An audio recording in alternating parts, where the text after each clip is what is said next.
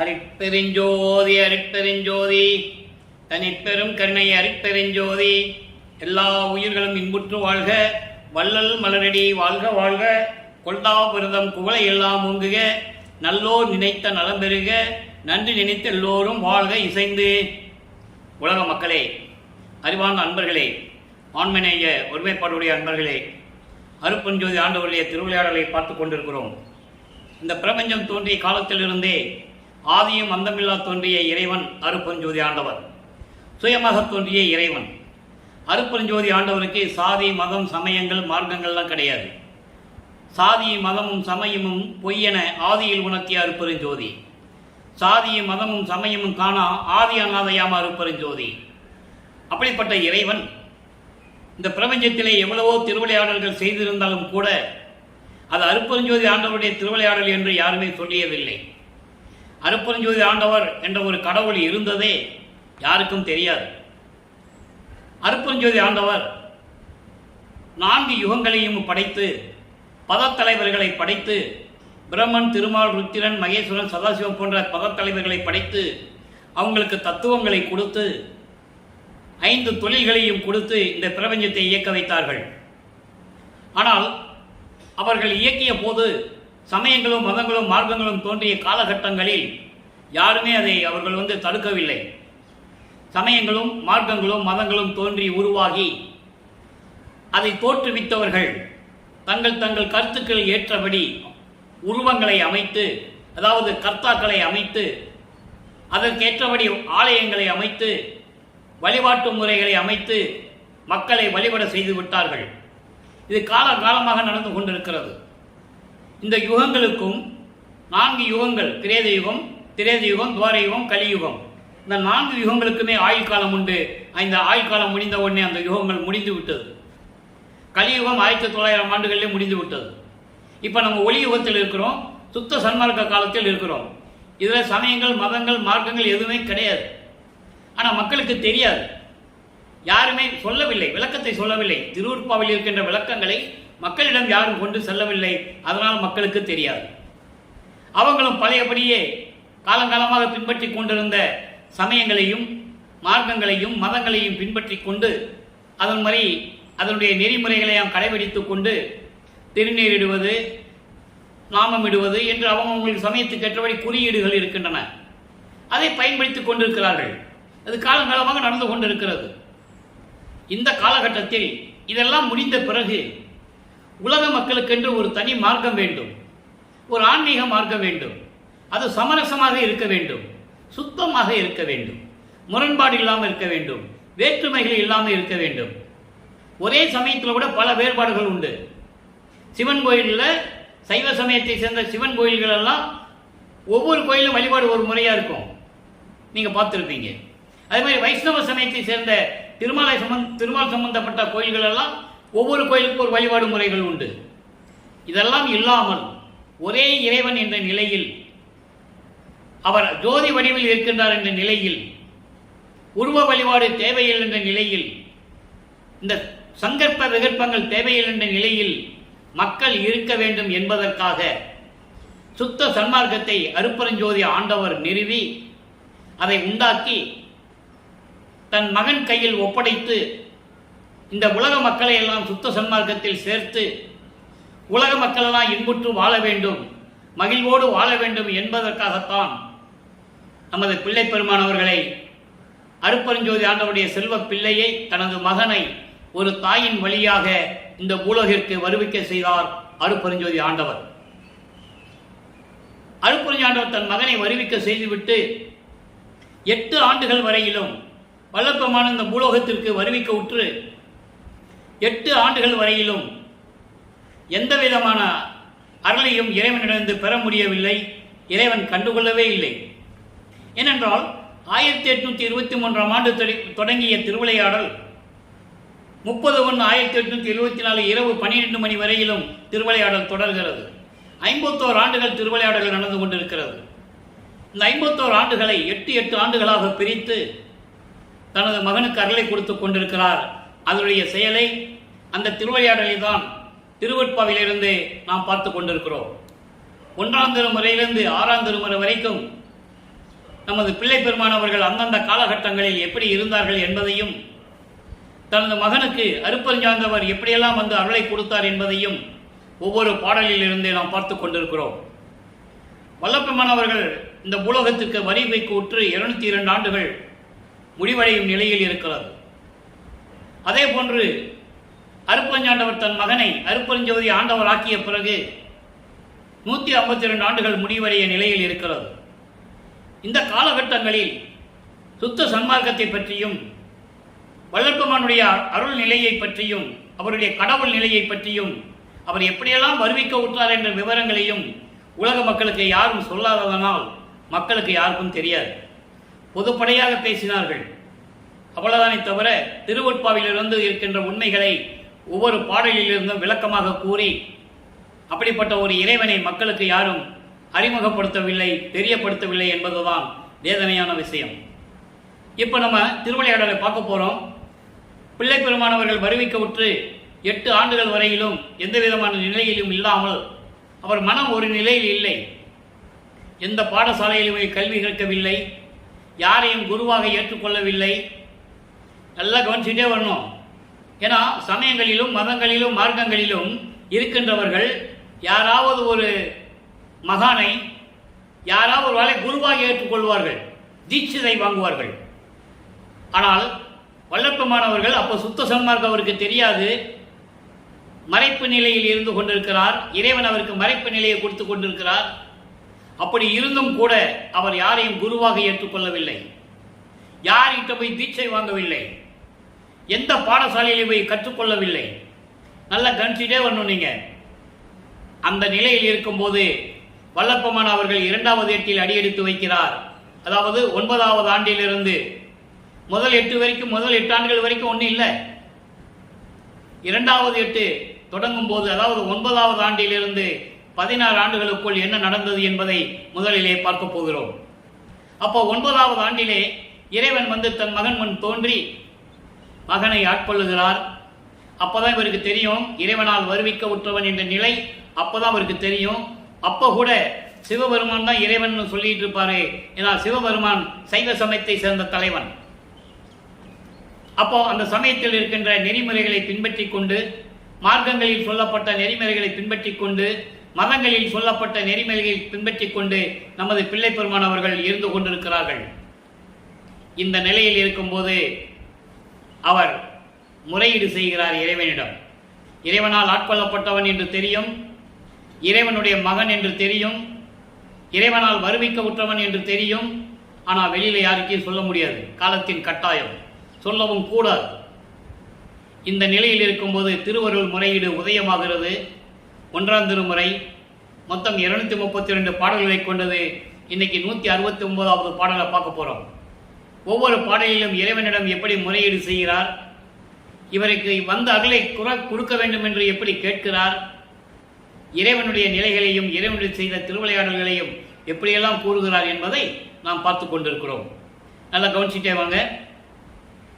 இணை ஏதும் இன்றிய தேவே, இணை ஏதும் இன்றிய தேவே, கனல் இனன் இந்து என்னும் முக்கணையே, கொள்ளும் செங்கரும்பே, பிறவிக்கடல் கடத்தும் புனையே, திருவருள் பூரணமே, மெய்ப்புலம் அளிக்கும் துணையே, துன்பம் துடைத்து, இறைவனை பற்றி இதெல்லாம் சொல்லிட்டு துன்பம் துடைத்து ஆண்டு கொள்ள துணிந்து அருளே.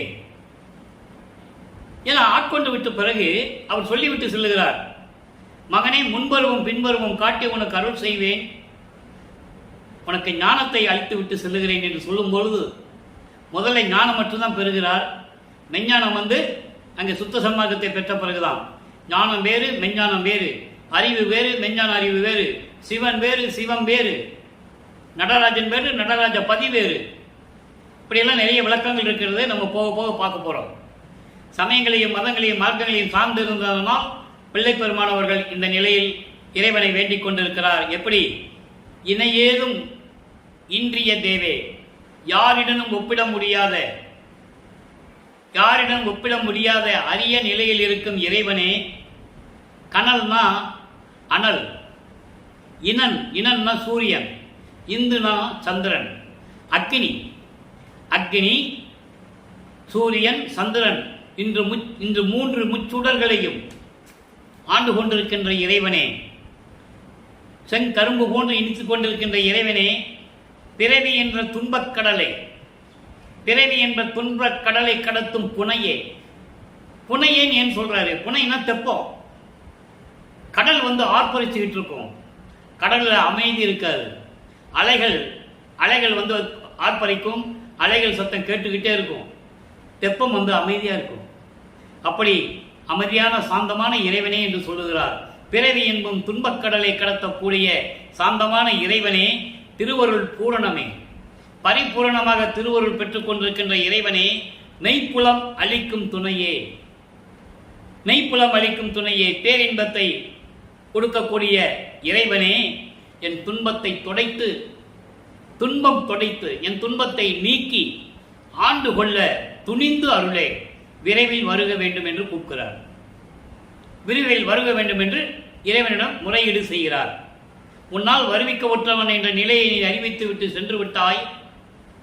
யாரிடம் ஒப்பிட முடியாத இறைவனே, அக்கினி, சூரியன், சந்திரனின் 3 சுடர்களை ஆட்சி செய்து கொண்டிருக்கின்ற இறைவனே, விரைவில் வந்து என் துன்பங்களை எல்லாம் நீக்கி என்னை ஆட்கொண்டு எனக்கு அகல வேண்டும் என்று சொல்லி முறையீடு செய்கிறார். அதன் பிறகு இவர் ஞானம் பெற்றுவிட்டார். 13வது ஆண்டில் திருவொற்றியூர் செல்லுகிறார். மனம் அங்கே போக சொல்லுது. மனம் போக சொல்லுதுன்னு சொல்றதை விட அருட்பெருஞ்சாண்டவர் அங்கே உள்ளத்தை தூண்டி விடுகிறார். என மகனுக்கு பக்குவப்படுத்த வேண்டும், இந்த செயல்பாடுகளால் ஈடுபட்டு இருக்க வேண்டும், இது உலக மக்கள் அறிய வேண்டும். இந்த நிலையில் இருக்கும்போது இவர் திருவொற்றியூர் சொல்லுகிறார். அங்கே 2ஆம் திருமுறை உருவாகிறது. 2ஆம் திருமுறை மொத்தம் 113 பதியங்களை கொண்டது. 1207 பாடல்கள் உண்டு. இன்னைக்கு நம்ம பார்க்க போறது 19வது பதியத்தை பார்த்துட்டு இருக்கோம். இதுவரைக்கும் 18 பதியங்களை பார்த்திருக்கிறோம். 18 பதியங்களிலும் ஒரு சுருக்கம். 18 பதியங்களிலும் இருக்கின்ற பாடல்களில் வல்லப்பம்மனவர்கள் தியாகராஜனை பற்றி பாடுவதும், அங்கே போய் முறையீடு செய்வதும், அதன் பிறகு திருமுல்லை வாயிலுக்கு செல்லுவதும், அங்கே மாசிலாமணி என்று இறைவனை வேண்டுவதும், திருவள்ளித்தாயத்துக்கு சென்று அங்கே கேசவா கேசவா என்று சொல்லுவதும், அதோடு மட்டுமல்ல கந்தத்தூணை கட்டிக்கிட்டு ஏங்க இருக்கிற, எனக்கு ஒண்ணுமே புரியல அப்படின்லாம் இறைவனிடம் வேண்டி கேட்டுக்கொள்ளுவதும், நானும் இங்கேயே இருந்துடுறேன், எனக்கு கந்த துணியை கொடு, அப்பனும் பிள்ளையும் சேர்ந்து நிற்போம், உலக மக்கள்லாம் பார்த்து சிரிக்கட்டும்லாம் சொல்லுவார். அந்த பதியங்களை நம்ம பார்த்துட்டோம். இன்னைக்கு 19வது பதிகம் அருள்விடை வேட்கை. அருள்விடை வேட்கை என்பது இன்னைக்கு 4வது பாடல்.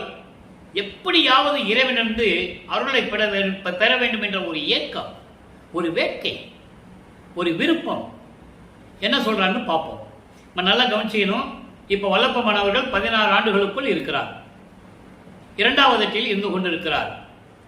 உடைகுள் கோவணத்து உற்ற அழகரே, கோவணம், உடைகுள் கோவணத்து உற்ற அழகரே, புடைகுள் சூழ படம் பக்க நாதரே, கடைகுள் நஞ்சுண்டு கண்டம் கருத்த நீர், இடையில் ஒற்றி விட்டு எங்கனும் சென்றீரோ. ஏன்னா இவர் 18 பதியங்கள் அங்க போய் முறையீடு செய்யும் போது இப்ப போய் பார்த்து அவர் கேட்கிறார், எங்க போயிட்ட திருவொற்றியூரை விட்டு? நீ என் மகன் வருவிக்க விட்டோன்னு சொல்லிட்டு நீ மறைஞ்சிட்ட. நான் எவ்வளவு இந்த பூலகத்தில் துன்பப்பட்டு இருக்கேன். ஏளன பேச்சுகள், கிண்டல்கள், கேலிகள், மானம் போகுது. சீக்கிரம் வந்து அருளை கொடு. நீ திருவொற்றியூர் விட்டு வெளியே போயிட்டியா, இங்க இல்லையான்னு கேட்கிறார். இந்த பாடலுடைய விளக்கம் பாருங்க. எளிமையான பாடல். துணி இல்லாம கோவண துணியை கட்டிட்டு இருக்கியே, திருவள்ளித்தாயத்தில் இருப்பாரு, அதை சொல்றாரு. அப்படிப்பட்ட இறைவனே, சூலாயுதத்தை கையில் வைத்துக்கொண்டு படம் எடுக்கக்கூடிய பாம்பை கழுத்தில் அணிந்து கொண்டிருக்கின்ற இறைவனே, சிவபெருமான சொல்றார். இவர் சிவபெருமான தான் உருவகப்படுத்த முடியும். தியாகராஜ பெருமான் சொல்லுவாரு, தில்லையில நடராஜன் சொல்லுவாரு, சொக்கநாதன் சொல்லுவார், பல பெயர்ல சொல்லுவார். இல்லை அப்படிதான் சொல்லிட்டு இருந்தாங்க. பிரபஞ்சம் தோன்றிய காலத்திலிருந்து இப்படியெல்லாம் ஒரு ஊருக்கு ஒரு பேர் இருக்கும் அவருக்கு. அதனால அப்படி சொல்றாரு. சொல்லிட்டு கடைகொள் நஞ்சுண்டு கண்டம் கருத்த நீர், பார்க்கடலை கடையும் போது அமுதம் வருகிறது, அதுல பாம்பு விஷத்தை கக்குது. அந்த நஞ்சை, அந்த விஷத்தை நீ உண்டு கழுத்திலே நிறுத்தி கொண்டேயே, எவ்வளவு கருணை இருக்கிறது உனக்கு. தேவர்களை காப்பாற்ற வேண்டும் என்ற கருணை உனக்கு இருக்கிறது. அதை இங்க குறிப்பிடுகிறார். தேவர்களை காப்பாற்ற வேண்டும் என்ற கருணை உனக்கு இருந்ததில்லை. எனக்கு மட்டும் ஏன் அந்த கருணை இல்லை? இறக்கம் வரல என் மேல உனக்கு. நான் உன் மகன் தானே. நீ திருவொற்றியில் இல்லையா? போ, வேற எங்கேயா போயிட்டியா அப்படின்னு கேட்கிறாரு. திருவொற்றியிலே இடையில இல்லாம நீ எங்க போயிட்ட? நான் இங்க வந்து மன்றாடிக்கிட்டு இருக்கேன், அருளை வேணும் அருள் வேணும்னு மன்றாடிக்கிட்டு இருக்கேன். நீ காதலையே வாங்கிக்கல. நீ திருவொற்றியில் இருக்கிறையா இல்லையா? நீ இல்லைன்னா நான் இங்க வர வேண்டிய அவசியம் இல்லையே அப்படின்னு சொல்றாரு. இதனுடைய வெளிப்பாடு இன்னைக்கு நம்ம 4ஆம் திருமுறையில் அருட்பிரகாச மாலையில பார்க்க போறோம். நல்லா புரிஞ்சுக்கணும் நீங்க. அப்ப இப்படிப்பட்ட இறைவனே எனக்கு விரைவில் வந்து அருளை கொடு என்று சொல்லுகிறார். ஆக பிள்ளைப்பெருமான் அவர்கள் 16 ஆண்டுகள் வரைக்கும் எந்த விதமான அருளை பெற முடியவில்லை.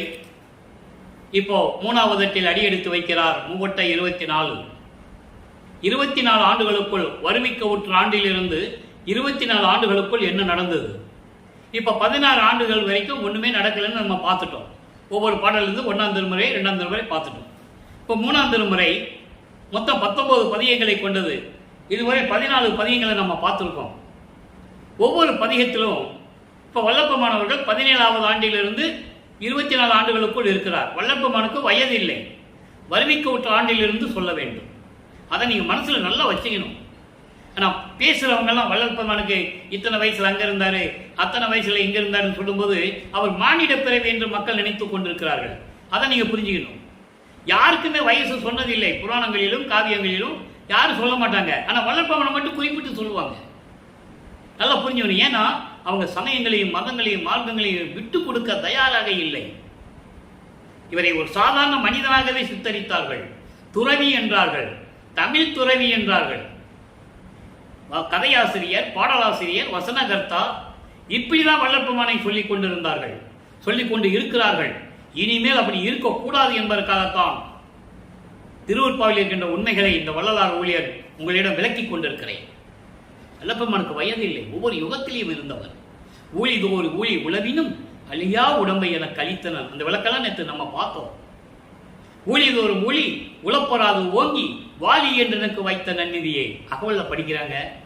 ஆனா மக்கள்கிட்ட யாரும் சொல்லல. பேசுறவங்க சுத்த சன்மார்க்கத்தை பத்தி மேடையிலேயே பேசுறவங்க வல்லப்பெருமான் ஒரு யுகத்திலேயே இருந்தவர் என்று சொல்ல அவங்களுக்கு மனம் வரவில்லை.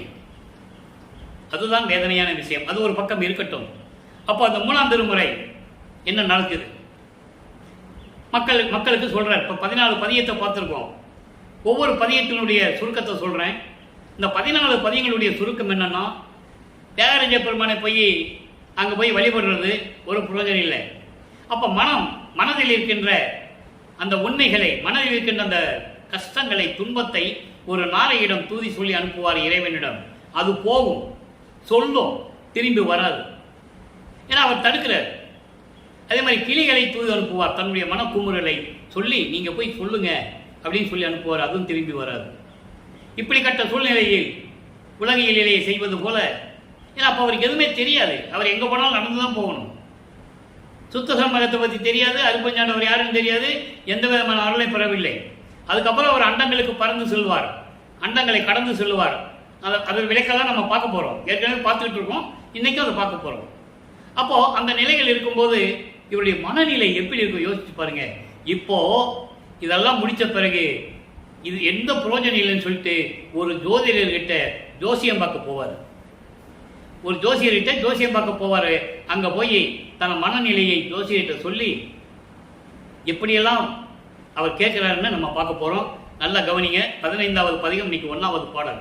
இந்த பதிகம் 10 பாடல்களை கொண்டது. ஒவ்வொரு பாடலிலும் எப்படியெல்லாம் சொல்லுவார், அவர் மனம் எப்படியெல்லாம் துன்பப்படுங்கிறத நீங்கள் நினைச்சாலே கண்ணில் தண்ணி வரும்.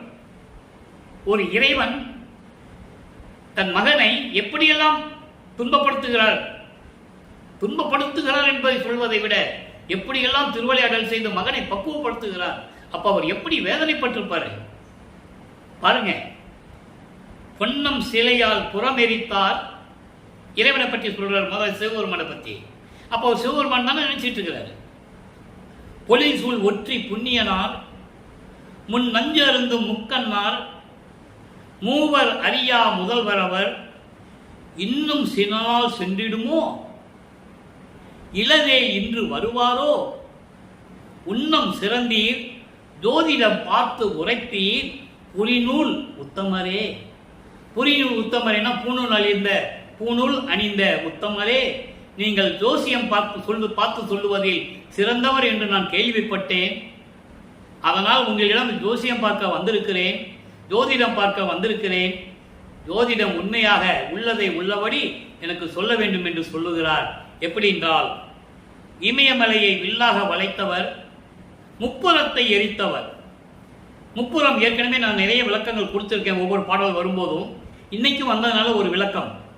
முப்புறம் என்பது 3 புறங்கள், அதாவது பொன்கோட்டை, தங்கத்தால் ஆன கோட்டை, இரும்பு கோட்டை, வெள்ளிக்கோட்டை, இரும்பு கோட்டை.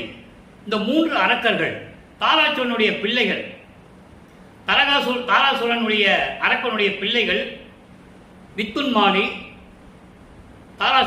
தாட்சதன், கமலாச்சன், 3 பேர்.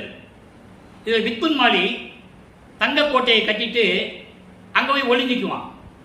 தேவர்களையும் பொதுமக்களையும் துன்புறுத்திட்டு அங்கே போய் ஒளிஞ்சிக்குவான். அந்த கோட்டையை யாரால் அழிக்க முடியாது. தாரகச்சன் அவன் வெள்ளிக்கோட்டையை கட்டிட்டு இருக்கிறவன். கமலாச்சன் இரும்பு கோட்டையை கட்டிட்டு இருக்காங்க. இந்த 3 பேரும் இப்படியெல்லாம் துன்பத்தை போய் ஒளிஞ்சிக்குவாங்க. யாராலையும் ஒன்றும் பண்ண முடியாது. அப்போ எல்லாருமே போய் சிவபெருமானிடம் முறையிடுவார்கள். அவர் அந்த முப்புறத்தை எரிக்கிறார். அதான் முப்புறம் எரித்தவர் என்று சொல்லுகிறார். பொழில் சூழ் ஒற்றி புண்ணியனார், நீர்நிலைகள் சோலைகள் அழகாக திகழ்ந்து கொண்டிருக்கின்ற திருவொற்றியில் இருக்கின்ற இறைவன் முன்னால் ஒரு காலத்தில் நஞ்சு அருந்தும் முக்கண்ணார். இந்த பாடலையும் சொல்லுகிறார். நஞ்சு உண்டவர், அமுதத்தை உண்ட முக்கனுடைய இறைவன் மூவர் அறியா தேவர் அவர். மூவர் என்பது பிரம்மன், திருமால், ருத்திரன். இந்த 3 பேருமே அவரை பார்க்க முடியவில்லை என்று கூறுகிறார். இதுக்கு நான் நிறைய விளக்கங்கள் 4 வருடங்களாக கொடுத்திருக்கிறேன். ஏன்னா ஒவ்வொரு பாடலில் வரும்போது நம்ம அதை சொல்லி ஆகணும். பிரம்மனும் திருமாலும் இறைவனுடைய அடிய முடியை பார்ப்பதற்கு செல்லுகிறார்கள் ஆணவத்தோடு. அதாவது சிவபெருமன்ல ஒரு சப்ஜெக்டே கிடையாதுன்னு அவங்க நினைப்பாங்க. ஏளனமாக ஆணவத்துடன் இருப்பார்கள். இவர் விஸ்வரூபம் எடுத்துருவார். இந்த விஸ்வரூபம் எடுத்தது அருப்பெருஞ்சோதி ஆண்டவர் என்பதை பின்னால் வல்லற்பெருமான் கூறுகிறார். இப்ப சிவபெருமான் தான் சொல்லுவார். ஏன்னா அவருக்கு தெரியாது இல்லையா, அந்த நிலையில் இருந்து கொண்டிருக்கிறார் அவர். அப்போ முடியை பார்ப்பதாக பிரம்மன் அன்னப்பறவையை எடுத்து செல்லுகிறான், பார்க்க முடியவில்லை. திருமால் பன்றி உருவம் எடுத்து கீழே செல்லுகிறான் திருவடியை பார்ப்பதற்கு, பார்க்க முடியல. ருத்திரனும் அலைகிறான். வேதங்கள் எல்லாம் போகுது, அதெல்லாம் ஒவ்வொரு பாடல சொல்லுவார். கற்ப கோடிகள் ஆயினும், எப்படியெல்லாம் சொல்ல தெரியுமா, கற்ப கோடி ஆண்டுகள் தவம் இருக்கிறாங்க. கீழே வேள்வியை வளர்த்து ஊசி பலகையை போட்டு ஒத்த கல்ல நிற்கிறான். கற்பங்கள் பல கோடி செல்ல மகாதேவமல்லே சொல்லுவார். தீய கண்ணல் நீடு ஊசி மேல் காலை ஊன்றி நிற்பவருக்கு ஒழித்து, பொற்புற மெய் உணவின்றி உறக்கமின்றி புலர்ந்து எலும்பு புலப்பட ஐம்புரை ஓம்பி நிற்பவருக்கு ஒழித்து, இந்த பொன்னான உடம்ப வருத்தி சாப்பிடாம தண்ணி குடிக்காம ஒன்றும் பண்ணாம எலும்பு தெரிகிற மாதிரி நிற்கிறான். அவனும் இறைவனை பார்க்க முடியல. அமரருக்கு ஒழித்து, தேவர்களுக்கு ஒழித்து, நீ யோக முனிவர்கள் ஒழித்து, வேதங்களுக்கு ஒழித்து எல்லாம் சொல்லுவார். அப்படிப்பட்ட இறைவன் இன்னும் என்னை பார்க்க வரவில்லையே, இன்னும் சில நாள் ஆகுமோ, இல்லைன்னா இன்னைக்கு வருவாரா? ஜோசியர்கிட்ட போய் சொல்றார், இதை பார்த்து சொல்லு, எப்போ வருவார், எந்த தேதியில் வருவார், என்னைக்கு வருவார், நீங்க பார்த்து சொல்லுங்க. ஜோதிடம் பார்ப்பதில் சிறந்தவரே, பூநூல் அணிந்த உத்தமரே, நீங்கள் ஜோசியம் பார்த்து சொல்லுங்கன்னு சொல்லி இந்த பாடலை அருளியிருக்கிறார்கள். நல்லா புரிஞ்சுக்கணும். இதிலிருந்து நம்ம என்ன தெரிஞ்சுக்கிறோம்? 24 ஆண்டுகள் வரைக்கும் இறைவனிடமிருந்து எந்த அருளை பெற முடியாமல், இறைவனால் வருவிக்க உற்று இறைவன் மகன் என்று தெரிந்தும் கூட வெளியே யார்ட்டையும் சொல்ல முடியாம தன்னந்தனியா இருந்துகிட்டு மனசை போட்டு குழப்பி எப்படி இருந்திருப்பார்? யோசனை பண்ணி பாருங்களேன். இந்த நிலையில் இருந்து கொண்டிருக்கிறார் என்பதை உலக மக்களுக்கு தெரிவிக்கிறார். உலக மக்களே, நான் இறைவனால் வருவிக்க உற்று 24 ஆண்டுகள் வரையிலும் எந்த விதமான அருளையும் இறைவனிலிருந்து பெற முடியாமல் நான் தவித்துக் கொண்டிருக்கிறேன், துன்பப்பட்டு கொண்டிருக்கிறேன். அதோடு மட்டுமல்ல, ஏளனங்கள், பேச்சுகள், இழிவான பேச்சுகள் எல்லாம் கேட்டுக்கொண்டு நான் இருந்து கொண்டிருக்கிறேன் என்று சொல்லி உலக மக்களுக்கு தெரிவிக்கிறார். இப்ப 24 ஆண்டுகள் வரைக்கும் ஒன்றும் நடக்கல. இப்ப 4ஆம் திருமுறை உருவாகிறது. 4 8 32 25வது ஆண்டிலிருந்து 32 ஆண்டுகளுக்குள் என்ன நடந்தது? 4ஆம் திருமுறையில் இருக்கின்ற பாடல்களை எல்லாம் நம்ம ஒவ்வொரு பதியத்திலிருந்து பார்த்துட்டு இருக்கோம். மொத்தம் 12 பதிகம். இன்னைக்கு ஏற்கனவே நம்ம எல்லா பதியங்களையும் பார்த்துட்டோம். இன்னைக்கு 2வது பதியம் மட்டும் 100 பாடல்கள் அருட்பிரகாச மாலை, அதை மட்டும் தான் நம்ம பார்த்துக்கிட்டு இருக்கோம். அன்பு மாலையை பார்த்துட்டோம், அபராத மாலை, பிரசாத மாலை, மன்னிப்பு மாலை, அபராதத்துறை மாலை, எல்லா மாலைகளும் நம்ம பார்த்துட்டோம். ஒவ்வொரு பதிவிலும் நம்ம விளக்கம் சொல்லியிருக்கோம். இன்னைக்கு அருட்பிரகாச மாலையில் மொத்தம் 100 பாடல்கள். இன்னைக்கு 89வது பாடலை பார்த்துக்கிட்டு இருக்கோம். இன்னும் 11 பாடல்கள் அதை பாக்கியிருக்கு. இப்போ வல்லப்பெருமானவர்கள் 25வது ஆண்டிலிருந்து 32 ஆண்டுகள் இருக்கும்போது 27வது ஆண்டிலே வருவிக்க உற்று 27வது ஆண்டிலே தனக்கோடி அம்மையாருக்கு திருமாங்கல்யம் பூட்டி அந்த அம்மாவை மனைவியாக ஏற்றுக்கொண்டு நல்ல கவனிச்சிக்கணும். மனைவியாக திருமாங்கல்யம் பூட்டி மனைவி என்ற ஒரு ஸ்தானத்தை கொடுக்கிறார். அது கொடுக்க வேண்டியது காலத்தின் கட்டாயம். ஏற்கனவே விண்ணுலகத்தில் ஏற்பட்ட ஒப்பந்தம் அது ஒரு பாடலிலே இருக்கிறது. அந்த பாடலின் விளக்கத்தை நான் கொடுத்திருக்கிறேன். எல்லாமே இங்கே பேசக்கூடிய கருத்துக்கள் விளக்கங்கள் எல்லாமே திருவூர்பாவில் இருக்கின்ற உண்மைகள், வல்லற்பமானவர்களுடைய உண்மைகள். ஒரு வரி கூட கற்பனையோ பொய்யாகவோ இருக்காது. எல்லாமே திருவூர்பாவிலே ஆதாரங்கள் உண்டு, யாரும் மறுக்கவும் முடியாது. ஆக இப்படிப்பட்ட நிலையில் அந்த அம்மாவுக்கு மோட்ச வீட்டை காட்டி உலகியல் வாழ்க்கையை துறக்க வேண்டும். அதை நீங்கள் மனசில் வச்சுக்கணும். உலக வாழ்க்கையை துறக்க வேண்டும். அப்போ அந்த அம்மாவுக்கும் மோட்ச வீட்டை காட்டிவிட்டு இவர் உலக வாழ்க்கையை துறக்கிறார். அதன் பிறகு திருவொற்றியூருக்கு போறதில்லை, திருமலை வயலுக்கு போறதில்லை, திருவள்ளித்தாயத்துக்கு போறதில்லை ஒரு உறுதி எடுத்து சென்னையிலே இருக்கிற வீட்டிலேயே இருந்து கொண்டு கதவை சாத்தி கொள்ளுகிறார். ஏன்னா அங்கதான் எல்லாமே நடக்கணும். அதன் பிறகுதான் சுத்த சன்மார்க்கத்தை வாங்க போகணும். இப்போ பற்றுகளை நீக்குகிறார். உலக விடயங்களாகிய மண்ணாசை, பெண்ணாசை, பொன்னாசை நீக்குகிறார். சரிய கிரிய யோகம் என்ற 12 நிலைகளை இவர் அறியாமலேயே கடந்து விட்டார். 12 நிலைகளை கடந்து விட்டார். இப்ப சமயங்களையும் மதம் சொல்லப்பட்ட மார்க்கங்களை விட்டுவிட வேண்டும். விடுகிறார். திருநீர் பூசுவதை நிறுத்திவிட்டார். சுத்த சன்மார்க்கத்துக்கு வந்து அது தேவைப்படாது, கூடாது. அதான் சுத்த சன்மார்க்கம், பொதுவான மார்க்கம். திருநீர் பூசியிருந்தா இவன் சைவ சமயத்தை சேர்ந்தன்னு சொல்லிடுவான். நாம போட்டால் வைஷ்ணவ சமயத்தை சேர்ந்தன்னு சொல்லுவாங்க. இதெல்லாம் இருக்கக்கூடாது. அப்போ திருநீர் பூசுவதை நிறுத்துகிறார். உத்தராட்ச மாலையை தூக்கி எறிகிறார். இந்த நிலைகளாக மாறிய பிறகு வெள்ளாடை அணிந்து முக்காடு போட்டு வீட்டுக்குள்ளேயே கதவை சாத்தி உட்கார்ந்துகிறார். கதவை சாத்திட்டார், தாழ்பா போட்டார். இறைவன் வந்தா வரட்டும், இறைவன் வந்தா வரட்டும், நீ நான் எங்கேயும் போக போறதில்லைன்னு உறுதியா இருந்துட்டார். அப்போ இறைவனுக்கு தெரிந்து விட்டது மகனுடைய கோபம் நியாயமானது. அவர் உணர்கிறார். ஏன்னா அவர் தானே வழி நடத்துகிறார். எல்லாமே திருவிளையாடல் அவர் தானே செய்தது. பின்னால் பாடலாம் சொல்லுவார். அவர் தானே வழி நடத்துறது.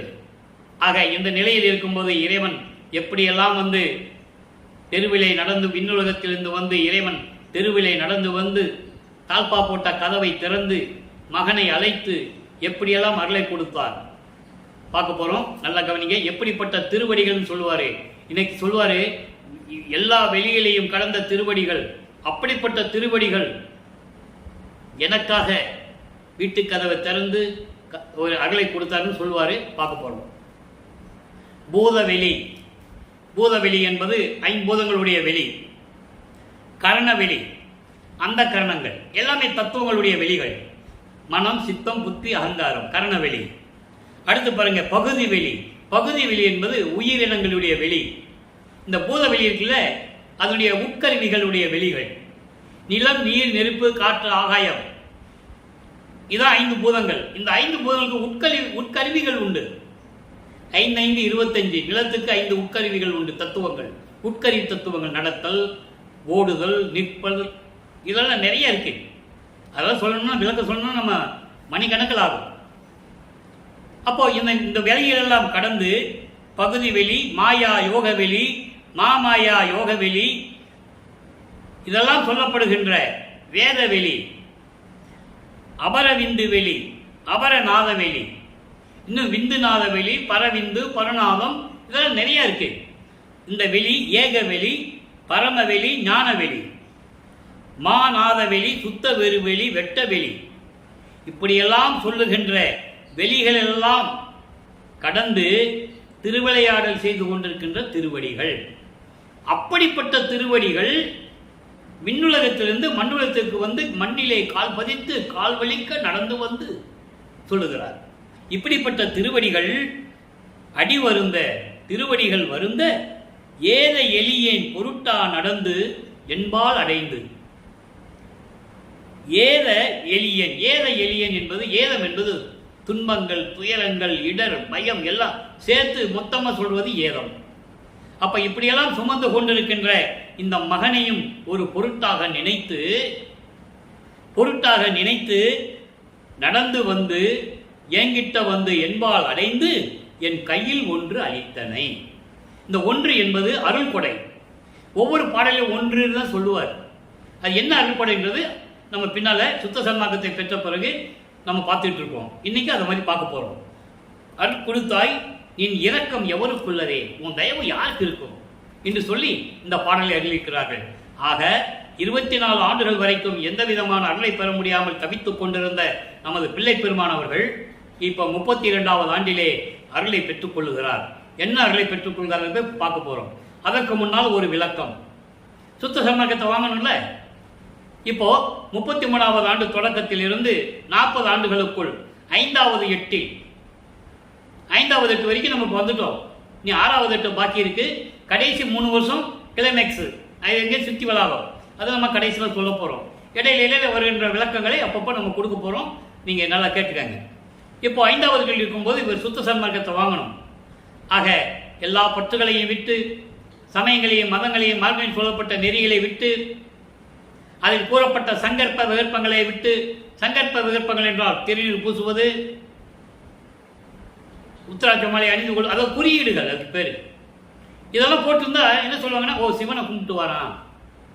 நாமம் போட்டு வந்து யாராவது வந்தாங்கன்னா, ஓ இவர் வைஷ்ணவ சமயத்தை சேர்ந்தவர் பொழுது விஷ்ணுவை கும்பிட்டு வரான் அப்படின்னு மக்கள் தெரிஞ்சுக்குவாங்க. இந்த குறியீடுகள் இல்லாமல் இருக்கிறவன் தான் சுத்த சன்மார்க்கத்தை சேர்ந்தவன். அப்ப இந்த சுத்த சன்மார்க்கத்தை வாங்கணும். இப்ப என்ன பண்றாரு, தத்துவங்களை கடக்க வேண்டும். அருட்பெருஞ்சோதி அட்டகத்தில் சொல்லிட்டார். தத்துவங்களை தனித்தனியாக கடந்தேன், தத்துவாதீத மேல்நிலையை சித்தியல் முழுதும் தெரிந்தேன், அவை மேல் சிவநிலை தெரிந்திட சென்றேன். மேல போயிட்டு இருக்கிறாரு, பறந்து போயிட்டு இருக்கிறாரு. ஏம சித்தியை வாங்கிட்டாரு. முதல்ல இங்கே ஏம சித்தியை வாங்கிட்டாரு. தத்துவ சித்தியை பெற்றுக்கொண்டார். தத்துவ சித்தி என்பது தத்துவங்களை கடந்து செல்லுவது, பல பல ரூபங்களில் சொல்லுவது, நினைத்த இடத்தில் இருப்பது, ஒரு நொடியில் நினைத்த இடத்தில் இருப்பது, எத்தனை உருவங்கள் வேணாலும் இருப்பது, அதான் தத்துவ சித்தி. அதையெல்லாம் பெற்றுக்கொண்டார். இப்போ சுத்த சன்மார்க்கத்தை வாங்கணும். அதுக்காக அங்கே சுத்த சிவஞான வழிக்கு சென்று கொண்டிருக்கிறார். நீங்கள் அகவலில் படிச்சிருப்பீங்க. ஏறான் நிலைமேசை ஏற்றி எந்தனக்கே 6 காட்டிய அருட்பெருஞ்சோதி, 6 36 தத்துவங்கள். அதுக்கு கடத்திய அருட்பெருஞ்சோதி சொல்லுவார். ஏறான் நிலைமேசை ஏற்றி எந்தனையை ஈண்டு 6 கடத்திய அருட்பெருஞ்சோதி. முதல்ல காட்டிய அருட்பெருஞ்சோதி, அப்புறம் கடத்திய அருட்பெருஞ்சோதி என்று சொல்லுவார் அகவலில். அதை அட்டகத்திலே சொல்லுவார். அங்கதான் சொல்லுவாரு, நான் சிவஞான வெளிக்கு சென்றுகிட்டு இருக்கேன்னு. அப்ப அந்தங்களை கடந்து செல்லுகிறார். ஒரு காலகட்டத்தில் அவர் சென்று கொண்டிருக்கும்போது ஒரு தடை ஏற்படுகிறது. அப்போ அருள் சக்தி ஒரு கை தூக்கி விடுகிறாள். அதெல்லாம் பாட்டில் விளக்கம் சொன்னதெல்லாம் பார்த்துட்டோம் நம்ம. அதன் பிறகு அங்கே இருக்கின்ற சுத்த சிவஞான வெளியில் இருக்கின்ற சத்தியஞான சபைக்கு செல்லுகிறார். அங்கே பிரம்மன் திருமாலெல்லாம் அங்கே நின்றுட்டு இருக்காங்க. அவங்களால உள்ள போக முடியாது. அவங்க வெளியே இருந்து தான் கும்பிடணும். சத்தியஞான உள்ள போக முடியாது. இன்னும் போக முடியாது. ஏன்னா அவர்கள் கொலை செய்தவர்கள், காமத்திலே ஈடுபட்டு கொண்டிருந்தவர்கள், உலக வடிவங்களிலே இருந்து கொண்டிருந்தவர்கள். அதை பாடல்களிலே சொல்லுவார். திருப்பால் இருக்கிறதா நான் சொல்லிட்டு இருக்கேன். பிரம்மன் எல்லாம் சொல்லுவார். வர்ணமகா கொலை பாதகன் என்று சொல்லுவார். வகை வகையாக கொலை செய்த கொலை குற்றவாளி என்று சொல்லுவார். திருமாலை சொல்லுவார். நெடியன் முதல் சமூகத்தம் நெடிய பிழைகள் 1000 பொறுத்து ஒடிய மாயை ஒடிய நேர் நின்ற கருணை வள்ளல் என்று சொல்லுவார். இவங்கெல்லாம் வெளியே தான் நிற்கணும், நின்றுட்டு இருக்காங்க. இவரை பார்த்த உடனே அவங்க முகத்தை திருப்பிக்குவாங்க. அப்ப தேவர்கள் அங்க நின்றுட்டு இருப்பாங்க. தேவர்கள் சொல்லுவாங்க, சாமி நீங்க போங்க. எப்படி தேவர்கள் சொல்லுவாங்க, சாமி நீங்க போங்க. இவர் போறாரு. அங்கே அவர் தந்தை வரவேற்கிறார் மகனை. வரவேற்று அங்கு அமரப்பட்டிருந்த சிங்காசனத்திலே அமர வைக்கிறார். இவன் என் மகன், இந்த பிரபஞ்சத்தை ஆளப்போகின்றவன் என்று மகனுக்கு மணிமுடி சூட்டுகிறார். அதன் விளக்கத்தில் நம்ம பார்த்துட்டோம். சுத்த சன்மார்க்கத்தை பெறுகிறார், அங்கே சாகா கல்வியை கற்றுக் கொடுக்கிறார். எல்லாம் பார்த்துக்கிட்டு தான் இருக்காங்க கோபத்தோட. யாரும் சாகா கல்வியை கற்றதில்லை. அதை பாடலிலே சொல்லுவார், மெய்யருள் வியப்பிலே சொல்லுவார், நாகாதிபனும் நாராயணனும் நான்முகனும் நறுமுறும் எனவே தெல்லமுதம் அளித்தாய் நான் அமுதம் அளித்தாய் நானும் உண்டு துண்ணவே சாகா கல்வியை பயிற்று தந்த தயவை சாற்றதை கருதி என்று சொல்லுவார். ஆக எல்லாரும் பார்க்கும்படி, எல்லாரும் ஆச்சரியப்படும்படி, பொறாமைப்படும்படி சாகா கல்வியை எனக்கு கற்றுக் கொடுத்த தயவை எப்படி சொல்லுவது என்று சொல்லுவார். அற்புதமாக இருக்கும். அடியனாக்கி பிள்ளையாக்கி நேயனாக்கியே அடியலாக்கி கொண்டா என்னை அவலம் நீக்கியே படிவுளோரும் வானுளோரும் இதை நோக்கியே. படிவுளர்னா மண்ணுலகம், வானுலர்னா விண்ணுலகம். இதை பார்த்துக்கிட்டு பதியும் ஓரவரான் என்பான் பரிவு தேக்கியே. கடவுளுக்கு கூட ஓரவஞ்சனை இருக்குதுப்பா, எல்லாமே தன் மகனுக்கே கொடுத்து கொண்டிருக்கிறார் என்று சொல்லுவார். அதற்கு அருப்பஞ்சாண்டவர் இவங்கெல்லாம் சொல்லும்போது அருப்பஞ்சாண்டவர் பதில் சொல்லுவார், அவன் சரியான பாதையில் வந்து கொண்டிருக்கிறான் என் மகன், அதனால் அவனுக்கு கொடுக்கிறேன் என்று கூறுவார். அதுக்கு பின்னால் பாடலில் சொல்வாரு, இதே மாதிரி சுத்த சன்மார்க்கத்தை பின்பற்றி கொண்டு வருகிற அடியார்களுக்கு, சாதுக்களுக்கு, அன்பர்களுக்கு, சம்சாரிகளுக்கு, குடும்பத்தில் இருக்கிறவங்க சுத்த சன்மார்க்கத்தில் இருக்கிறாங்க, அவங்களுக்கு என்ன வேண்டுமோ இறைவன் கொடுப்பார். இது சத்தியம் என்று சொல்லுவார். ஆக இப்படிப்பட்ட நிலைகளெல்லாம் இருக்கும்போது எல்லாம் வாங்கி கொண்டு அவர் விளக்கமானவர்கள் பூலோகத்திற்கு திரும்புகிறார். அப்போ அவர் கருங்குழியை உறைவிடமாக வைத்துக் கொண்டிருக்கிறார். அங்கேதான் தந்தையும் மகனும் உரையாடுகிறது. அதற்கு பிறகு என்னென்ன செய்ய வேண்டும் என்று ஆலோசனை நடத்துவது எல்லாமே கருங்குழியில தான். அதன் நிலையை பார்த்து கொண்டே 6ஆம் திருமுறையிலே ஒவ்வொரு பாடலின் மூலமாக பார்த்து கொண்டிருக்கிறோம். நல்லா கவனிங்க. பதிகம் 79 இதுவரைக்கும் பல பதிகங்களை பார்த்துட்டோம். அருள் விளக்கமாலை 100 பாடல்களையும் பார்த்துட்டோம். இப்போ ஒரு தாய் தன்னுடைய மகளை பற்றி செவிலி தாய்க்கு கூறுவது. இதன் விளக்கம் என்னவென்றால், வள்ளலாரை பற்றி பொதுப்படையாக ஏளனமாக பேசினார்கள். முக்காடு போட்டுட்டு அவரால் தெரிஞ்சுக்கிட்டு இருக்கிறார்ப்பா, இங்க இருக்கிறாரு, எங்க இருக்கிறாருன்னு தெரியல, எங்க போனாருன்னு தெரியல, திரும்பி வரதுக்கு 6 மாசம் ஆகுமோ 1 வருஷம் ஆகுமோ, இப்படிதான் பேசிட்டு இருந்தாங்க. அந்த நிலையை மாற்ற வேண்டும் என்பதற்காக தன்னுடைய நிலையை உலக மக்களுக்கு தெரிவிக்கிறார். நான் ஊர் சுத்த போகலப்பா, நான் எங்கள் அப்பனை பார்க்க சுத்த சிவஞான வெளிக்கு போயிட்டு வந்தேன், அந்த நிலைகளெல்லாம் சொல்லுவார். அதான் ஒரு தாய் செவிலி தாய்க்கு கூறுவதென்றால் இவருடைய நிலையை, உண்மை நிலையை உலக மக்களுக்கு தெரிவிப்பது. இன்னைக்கு அந்த பதியத்தில் 10வது பாடலை பார்க்க போகிறோம். ஏற்கனவே 9 பாடலை பார்த்துட்டோம். முதல்ல பாடல் என்ன பாடல் என்பதை பார்ப்போம், விளக்கம் தனியாக தரேன். 7 நன் மணிமாமன்ற அருட்ஜோதி என் உள்ளத்து அமர்ந்தனன் என்றால் அதை உடைக்கணும். இவர் தெருவா போனாரு, ஊர் சுத்த போறாரு, எங்க போறாருன்னு தெரியல, உலக மக்கள் பேசிட்டு இருக்காங்க. கூட இருந்த மாணாக்கர்களும் சரி, கூட இருந்தவர்களும் சரி, எல்லாருமே அந்த நிலையை உடைக்க வேண்டும். அதை பாடலாக கொடுத்திருக்கிறார்கள் கவி நயத்தோடு. ஒரு தாய் மகளை பற்றி செவிலி தாய்க்கு சொல்லுவது போல. ஏன்னா ஊர் மக்கள் தானே ஏளனமா பேசுறாங்க, அவங்களுக்கு சொல்லுவது போல இந்த பாடல். பாலும் இன்சுவையும் போன்று எனது ஆவி பற்றி நான் கலந்தனன் என்றால், சாலும் எவ்வுலகும் தலைக்க எந்தனக்கே சக்தியை அளித்தனன் என்றால், மேலும் எக்காலம் அழிவிலேன் என்றால், மிகு கழிப்பு உற்றனல் வியந்தே. இது பாடல். இந்த பாடலுடைய விளக்கம் பாருங்க. வல்லப்பெருமான் அவர்கள் உலக மக்களுக்கு தெரிவிக்கிறார், நான் யார், என் தந்தை அருப்பஞ்சாண்டவர் எப்படிப்பட்டவர், நான் எப்படியெல்லாம் அருளை பெற்றுக்கொண்டேன் என்பதை இந்த பாடலிலே அருளியிருக்கிறார்கள். பாருங்க, நான் சொல்றேன். அருளோடு பொருந்திய சுத்த சிவஞான வெளியில் இருக்கின்ற சத்தியஞான சபையில் இருக்கும் அருப்பெருஞ்சோதி ஆண்டவர் என் உள்ளத்தில் அமர்ந்தார்.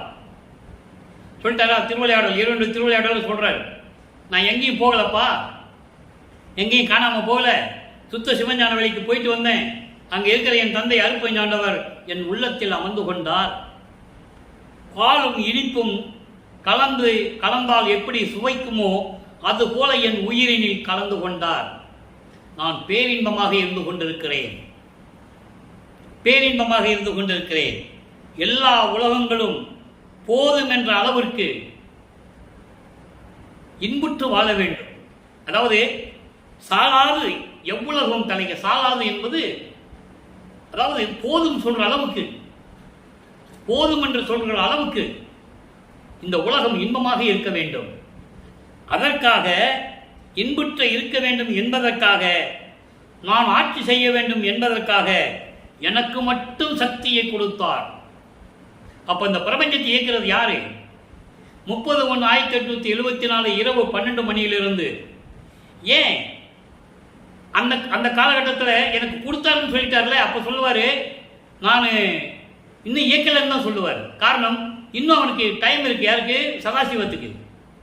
30/1/1877 இரவு 12 மணிக்கு தான் அவர் அந்த பதவியெல்லாம் இழக்கிறார். 5 பதவி வச்சிட்டு இருக்கார். அப்போ பிரம்மன் முதல்ல பதவி இழந்தாச்சு, அவன் ஆயுள்காலம் முடிஞ்சிருச்சு.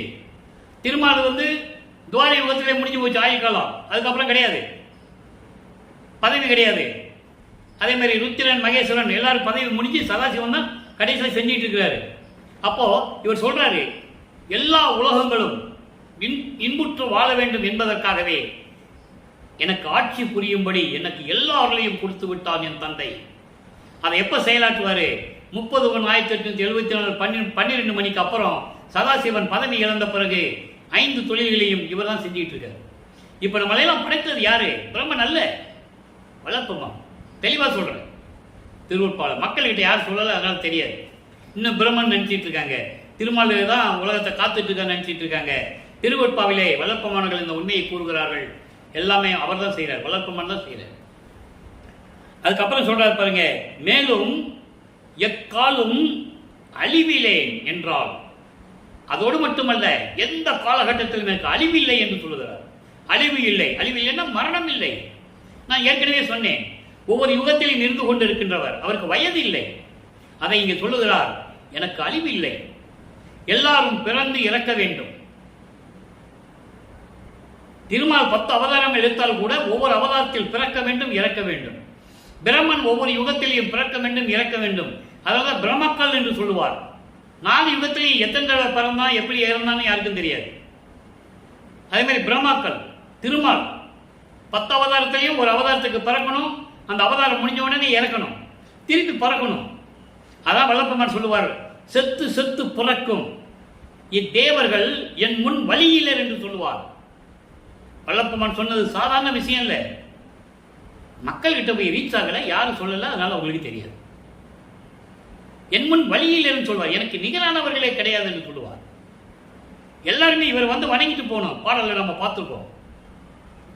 இப்ப பாருங்க, எனக்கு எக்காலத்திலும் அழிவில்லை என்று உலக மக்களுக்கு சொல்லிவிட்டார். அது ஒரு தாய் மகளை பத்தி செவிலி தாய்க்கு சொல்றது போல. அதாவது உலகத்தில் பேசப்பட்ட பொய்கள், ஏளன பேச்சுகள், வளர்ப்பமனை பற்றி பேசிய ஏளன பேச்சுகளுக்கெல்லாம் முற்றுப்புள்ளி வைக்க வேண்டும். அதுக்காக இந்த பாடலை நாம் கருளி இருக்கிறார்கள் என்பதை நீங்கள் நினைவில் வைத்துக் கொள்ள வேண்டும். அடுத்து அருப்பெருஞ்சோதி அடைவு, இன்னைக்கு 12வது பாடல். இங்க சொன்னங்கள பிரம்மனும் திருமாலும் ருத்திரனும் லட்சுமியும் சரஸ்வதியும் எல்லாருமே இவரை எப்படி வணங்குகிறார்கள். பாடல் பாருங்க. நான் அடிக்கடி இந்த பாடலை கூறுவதுண்டு. அற்புதமான பாடல். வாலி என்று என்னை மால் அயன் ஆதியர் அருட்பேர் ஆளி என்று துதித்து ஏத்த புரிந்தனை.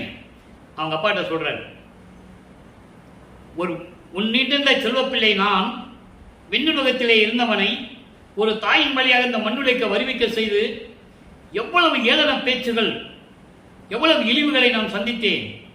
சுத்த சன்மார்க்கத்தை கொடுத்த பிறகு, இந்த உலகத்தை இயக்கக்கூடிய சக்தியை எனக்கு கொடுத்த பிறகு, ஏற்கனவே இந்த முன்னாள் பாடலை பார்த்தோம்ல, கொடுத்த பிறகு மரணமில்லா பெருவாழ்வை எனக்கு கொடுத்த பிறகு இந்த உலகம் மண்ணுலகம் மட்டுமல்ல விண்ணுலகம் என பார்த்து வியந்து கொண்டிருக்கிறது. பிரம்மன், திருமால், ருத்திரன், மகேஸ்வரன், சதாசிவம் போன்றவர்களும், லட்சுமி, சரஸ்வதி போன்ற சக்தி படைத்தவர்களும், சத்தர்களும் சக்திகளும், நாகர் கூட்டத்தை சேர்ந்த தேவ கூட்டத்தை சேர்ந்த 18 கூட்டங்கள் எல்லாம் சேர்ந்து என்னிடம் அருள் கடலே என்று என்னை போற்றி வணங்குகிறார்கள். அந்த நிலையை எனக்கு கொடுத்து விட்டாய். அற்புதம். நீடூழி வாலி என்றே அன்றே என்றும் சாரா வரமும் உவந்தளித்தாய். அதான் நான் எனக்கு என்னை மிக அழிவில்லைன்னு சொல்றாரு. புரியுதுங்களா? எப்பயும் நான் இருக்கக்கூடியவன். யுகங்கள் மாறலாம், யுகங்கள் அழியலாம், அந்த யோகியில் இருந்த மக்கள் அழியலாம், அந்த யுகங்களை படைத்த பதத்தலைவர்கள் பிரம்மன், திருமால், ருத்திரன் யார் மனால் அழியலாம், எனக்கு அழிவில்லை என்று சொல்கிறார். அப்படிப்பட்ட கடவுள் நிலை இருக்கின்ற ஒரு வளர்ப்பெருமான் ஒரு சாதாரண மனிதனாகவே சித்தரித்து மக்களிடம் சொல்லிக் கொண்டிருக்கிறார்கள். அதை நிறுத்த வேண்டும். அது மட்டுமல்ல, வாலி மன்றோங்க மறுப்பறிஞ்சோதினின் மன்னொருளே, இதெல்லாம் எப்படி நடந்தது? உன்னுடைய திருவிளையாடல். நீ என்னிடம் செய்த திருவிளையாடலினால் எனக்கு இவ்வளவு அருளை கொடுத்து எல்லாரும் என்னை வணங்கும்படி செய்து விட்டாய் என்று கூறுகிறார். அடுத்து பாருங்க, திருவருள் பேரு. திருவருள் பேர் என்பது இறைவனுடைய திருவருளை பெற்றுவிட்டால் அவருடைய பாக்கியம் எப்படி இருக்கும்? இறைவனுடைய திருவிளையாடலை சொல்றாரு. எப்படி சொல்றாரு பாருங்க. இதெல்லாம் யார் மக்கள்கிட்ட சொன்னதுன்றீங்க? ஒரு ஆள் கூட சொல்லலையே. 152 வருஷம் ஆச்சு அவர் இறைவனாகி. யார் சொன்னது? அவர் சொல்றாரு, நான் படுத்த பாயில் அருகில் நன்னி என்னை தூக்கி ஊன் படுத்த தேகம் ஒளி விளங்க தான் பதித்த மேலிடத்தை வைத்தனை. நான் வெம்மையெல்லாம் தீர்ந்தேன், என் காலிடத்தே வாழ்கின்றேன். நான் எவ்வளவு எளிமையா சொல்றாரு. அதாவது, உன்னிடம் இருந்த நான் செல்வப்பிள்ளையாக வளர்ந்து கொண்டிருந்த நான் விண்ணுலகத்திலே இந்த உலக மக்களை சுத்த சன்மார்க்கத்தில் சேர்க்க வேண்டும் என்பதற்காக என்னை ஒரு தாயின் வழியாக வருவிக்க செய்து எனக்கு மறைப்பு நிலையை கொடுத்து சமயங்களிலும் மதங்களிலும் மார்க்கங்களில் இருக்க வைத்து நான் துன்பப்பட்டேன். சுத்த சன்மார்க்கத்தை கொடுத்து நீ எப்படியெல்லாம் எனக்கு திருவிளையாடல் செய்தாய். ஒரு கட்டத்தில் நான் ஒரு பாயிலே படுத்திருந்தேன். பாயிலே படுத்திருந்தேன் என்பது என்ன? கீழே படுத்திருந்தேன். கீழே படுத்திருந்தது என்பது சமயங்களையும் மதங்களையும் மார்க்கங்களையும் நான் சார்ந்து கொண்டிருந்தேன். நீ என்னிடம் வந்தாய், என்னை தூக்கி அணைத்து கொஞ்சி குழாவி இந்த உன்னாலே எடுத்த அந்த மானிட உடம்பு இருக்கிறதே, நீ தொட்டவுடன் எனக்கு ஒளி உடம்பாக மாறிவிட்டது. ஒளி விளங்க தான் பதித்த மேலிடத்தை வைத்தனை. நீ வாழுகின்ற சுத்த சிவஞான வெளியில் என்னை கொண்டு வந்து வைத்து விட்டாய். அவ்வளவு அற்புதம். விளக்கம் பாருங்க. வாயில படுத்துட்டு தூக்கி வேற இடத்துல வச்சான்னு அர்த்தம் கிடையாது. இது அது நூல் விளக்கம் சொல்றவங்க சொல்லுவாங்க. இது இறைவன் கொடுத்த சுத்த சன்மார்க்க விளக்கம். சுத்த சன்மார்க்க சமயங்கள் மதங்களில் இருந்த எண்ணெய் அதான் பாயில படுத்தேன்னு சொல்றாரு. இருந்த எண்ணெய் என் அருகிலே வந்து தூக்கி எடுத்து அணைத்து கொஞ்சி குழாவி இந்த மனித உடம்பு இருக்கிறதை ஒளி உடம்பாக்கி நீ இருக்கின்ற இடம சுத்த சிவஞான வெளியில் கொண்டு வந்து என்னை வைத்து விட்டாயே. நான் எல்லா துன்பத்திலையும் தீர்த்து விட்டேன். இன்னைக்கு உன் காலடியில் வாழ்ந்து கொண்டிருக்கிறேன், உன் திருவடியில் இருந்து கொண்டிருக்கிறேன், உன் திருவடியை எனக்கு அடைக்கலம் என்று இருந்து கொண்டிருக்கிறேன் என்று சொல்லுகிறார். இதுதான் திருவருள் பெருமை, இறைவனுடைய திருவிளையாடல். அடுத்து கைமாறின்மை. உனக்கு என்ன கைமாறு செய்யணும்னு சொல்லணும்ல, சொல்றார். பட்டி பகட்டில் ஊர் திரிந்து, பட்டி பகட்டில் ஊர் திரிந்து பணமே நிலமே பாவையரே தெட்டிற்கு அடுத்த பொய் ஒழுக்க செயலே என்று திரிந்து உலகில் ஒட்டி குதித்து சிறு விளையாட்டு நெற்றியோடும் மனப்புறங்கை கட்டி கொடுத்தாய். நிந்தனக்கு கைமாறு எது கொடுப்பேனே. நான் சமயங்களிலும் மதங்களிலும் மார்க்கங்களிலும் இருந்தபோது மாட்டு கொட்டாயில ஒரு மாடு கட்டி இருக்கு. அந்த கட்டா வைத்துட்டு போன அந்த மாடு, கால மாடு என்ன பண்ணும்? ஓடும், தெரு தெருவா ஓடும், ஊர் ஊரா சுத்தி தெரியும். அது போல அந்த கால மாடு போல ஊர் சுத்திக்கிட்டு இருந்தேன். எதுக்காக? சமயங்களிலும் மதங்களிலும் மார்பில் ஈடுபட்டு கொண்டிருந்து எந்த வழியும் தெரியாம நான் காலமாடு போல, கட்ட விழுந்த காலமாடு போல நான் சுத்திக்கிட்டு இருந்தேன். சுத்தி திரிந்து உலக விடயங்களை, மண்ணாசை, பெண்ணாசை, பொன்னாசை, அதான் பணம், நிலம், பாவையர்னு சொல்ற இந்த 3 ஆசைகளையும் வஞ்சகத்திலே சூதாடிய, அதாவது இந்த வஞ்சகத்திலே சிக்கிக்கொண்டு, அந்த சூழலிலே சிக்கிக்கொண்டு பொய்களை சொல்லி பொய்யான ஒழுக்க செயல்களெல்லாம் செய்து கொண்டு நான் திரிந்து கொண்டிருந்த காலகட்டங்களில் இந்த உலக வாழ்க்கையிலே ஒட்டிக்கொண்டு குற்றங்களை செய்து கொண்டு இருந்த எனது மனக்குரங்கை கட்டி கொடுத்தாய், மனக்குரங்கை அடக்கி என்னை நல்வழிப்படுத்தினாய். மனதை குரங்கு என்று சொல்லுவார். குரங்கு தான் தாவி தாவி போகும். அதுபோல மனக்குரங்கை கட்டி கொடுத்தாய், உனக்கு நான் என்ன கைமாறு செய்ய போகிறேன் என்று சொல்லுவார். எவ்வளவு அற்புதமா சொல்றார் பாருங்க. அடுத்து உற்றது உரைத்தல், 6வது பாடல். இறைவனிடந்து பெற்றதை உலக மக்களுக்கு சொன்னது.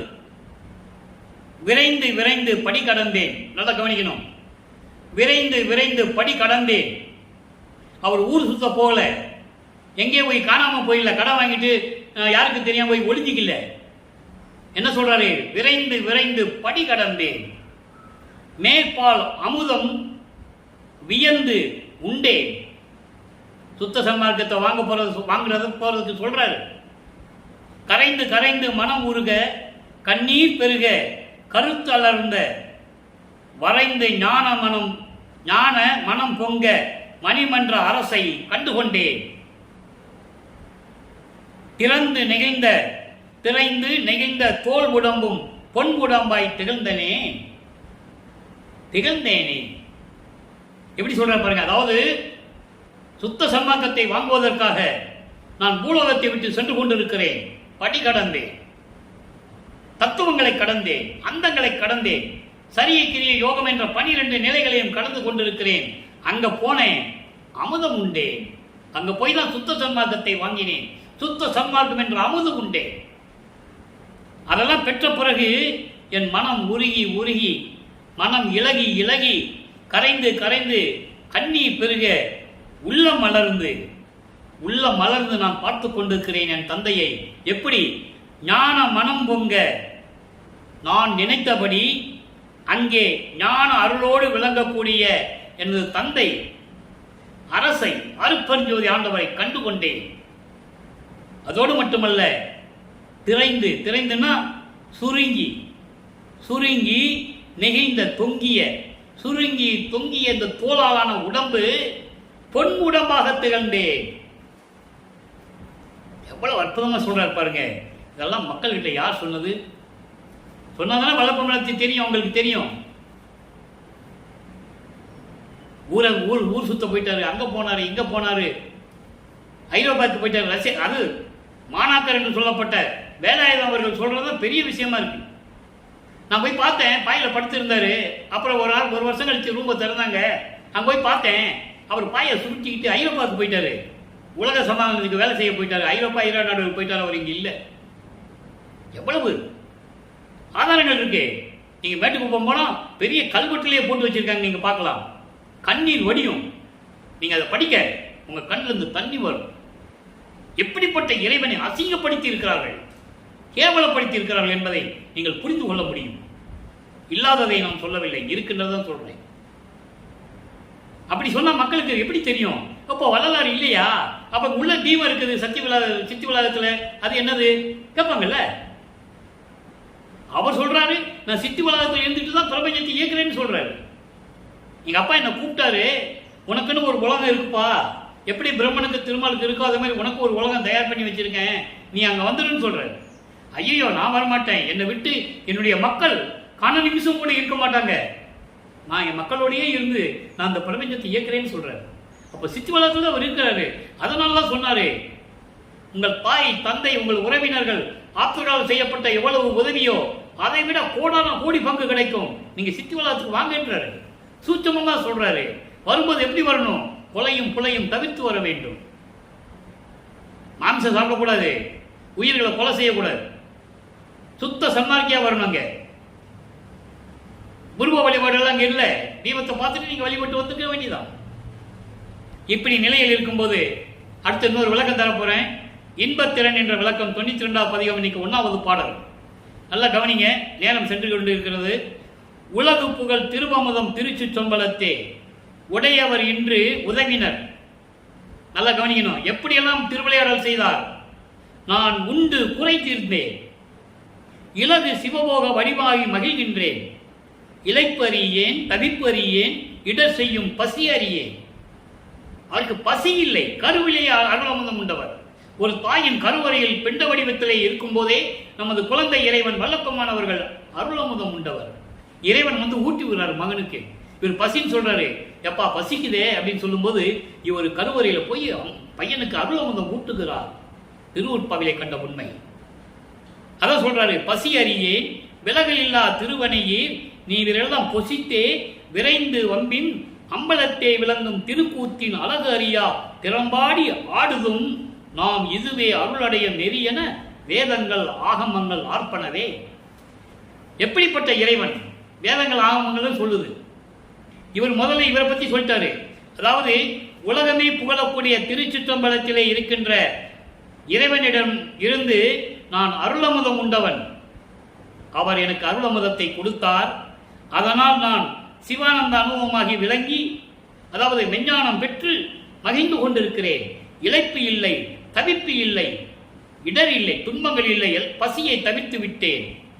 அப்ப வேதங்கள் சொல்லுதான், வேதங்கள் 4 வேதங்களும் ஆகமங்களும் சொல்லுது, ஐயா நீங்க எல்லாருமே அவங்களை பின்பற்றக்கூடியவர்களை சொல்லுவது, நீங்களாம் நல்லா சாப்பிட்டு மகிழ்ச்சியோட வாங்க, திருச்சிற்றம்பலத்திலே திருக்கூத்தாடிக்கிட்டு இருக்கின்ற இறைவனுடைய திருவடியை பார்ப்போம் வாங்க, இதுதான் நமக்கு அருள் பெறக்கூடிய ஒரு நல்ல நேரம், அருள் அடையும் நெறி, இதான் வழி நமக்கு என்று வேதங்களும் ஆகமங்களும் சொல்லுகின்றன. 4 வேதங்களும் ரிக்வேதம், யசுர்வேதம், சாமவேதம், அதர்வன வேதம், 28 ஆகம நூல்கள் எல்லாம் சொல்லுகின்றன, ஆர்ப்பரிக்கின்றன. அவங்களை பின்பற்றக்கூடியவர்களை, உலக மக்களை அழைக்கிறது. அப்படிப்பட்ட இறைவனை நாமும் போய் பார்க்கலாம், இதான் அருளை பெறக்கூடிய ஒரு வழி, நீங்க வாங்க அப்படின்னு சொல்றோம். இறுதியாக ஒரே ஒரு விளக்கம், தனித்திருளங்கள். ஆக அன்பர்களே, இதுவரைக்கும் 24 ஆண்டுகள் வரையும் எந்த அருளை பெற முடியாத இறைவனுக்கு இறைவன் எப்படியெல்லாம் திருவிளையாடல் செய்தார் தன் மகனிடம், அதன் பிறகு 32வது ஆண்டில் எப்படியெல்லாம் அருளை கொடுத்தார் என்பதையும், அதன் பிறகு சுத்த சிவஞான வழிக்கு அங்கே திருச்சிற்றம்பலத்துக்கு வர செய்து எப்படியெல்லாம் மகனுக்கு சுத்த சன்மார்க்கத்தை கொடுத்து சாகா கல்வியை கற்றுக் கொடுத்து மீண்டும் பூலோகத்திற்கு அனுப்பினார் என்பதையும், இங்கே பூலோகத்திற்கு வந்த பிறகு தாய் தந்தையும் மகனும் எப்படியெல்லாம் உரையாடினார்கள் என்பதையும், அதன் பிறகு எப்படியெல்லாம் அருளை பெற்றுக் கொண்டார் என்பதையும் இதுவரை பார்த்து விட்டோம். கடைசி ஒரு விளக்கம், 110 தனித்திருளங்கள் 78வது பாடல். கோது கொடுத்த மனசிறியேன் குற்றன் குணமாக கொண்டு இப்போது கொடுத்த நின் அருளி பொருளை நினைக்கும் போது, எனது அருளை அருளி பொருளை நினைக்கும் போது எல்லாம் தாது கொடுத்த பெருங்களிப்பும் சாலாது என்றால் சாமி எனக்கு ஏது கொடுப்பேன், கேட்பதன் முன் எல்லாம் கொடுக்க வல்லாயே.